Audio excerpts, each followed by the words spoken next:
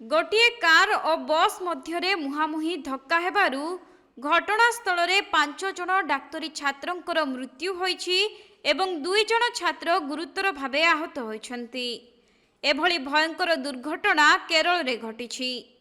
मिलिथिबा सूचना अनुसार गतकाली विलंबित राति रे केरलर अलपुझा स्थित कोलारकोड रे गोटे कार एवं यात्रीवाही बस मध्य भयंकर धक्का होइथिला।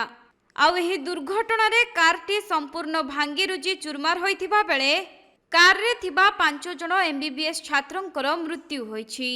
सेपटे जहा सूचना रहिछि एही दुर्घटना समय रे प्राय 1 घंटा धरी सेठारे प्रबल वर्षा जारी रहिथिला। एहारी मध्यरे बसटी द्रुत गति रे आसी कार सह धक्का हेबारु घटनास्थल रे ही 5 जन छात्रंक जीवन चली जाइछि एवं एथिरे गुरुतर होइथिबा अन्य 2 जन छात्रंक उद्धार करी बंदनम मेडिकल कॉलेज हॉस्पिटल रे भर्ती करा जाइथिबा जणा पड़िछि। तेबे समस्त मृत छात्र एमबीबीएस प्रथम वर्ष रे पाठ पढुथिले। आउ पुलिस एही दुर्घटना संपर्क रे सेमानक परिवार को सूचना देबा सहित मृतदेह को जबत करी पोस्टमार्टम पई पठाइथिबा जणा पड़िछि।